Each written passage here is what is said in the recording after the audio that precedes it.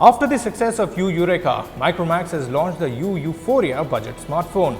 The phone looked good on first impressions, and now is the time for its full report card. Let's proceed. They say if it looks good, it will sell.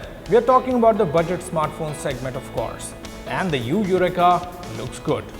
In fact, we are torn between this and the Redmi 2, but the addition of metal on the sides can easily sway a buyer towards the Yuphoria. The metallic shine does make it look better than others, but what's more important is that it provides grip. The big round camera module on the back looks unique. You calls this the satin ring design, and it adds to the design as well. The only complaint about the design of this smartphone is about the placement of the volume rocker and power button. The power button rests between the up and down volume buttons, but it is bigger than those. The first real pitfall for the Yuphoria is its display. While a 5-inch 720p display should be convincing on papers, the Euphoria's display is not. There's a definite pinkish hue all over the display which makes apps, images and videos look weird if not bad.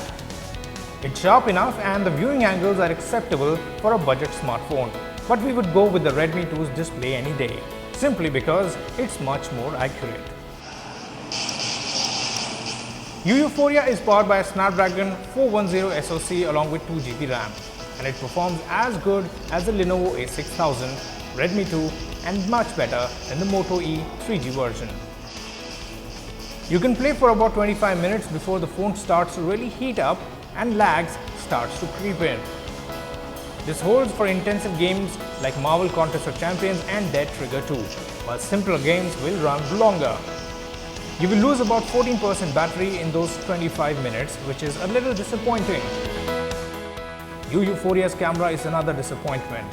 It overexposes images in bright sunlight and washes them out in indoor settings. The camera is also somewhat slow to focus, irrespective of the light conditions. It's better than the second-gen Moto E, of course, but Redmi 2 camera still rocks.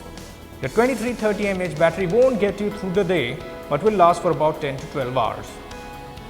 At Rs 6,999, the Yuphoria is definitely a value for money smartphone. It's the best looking budget device that you can buy right now if the camera isn't your priority.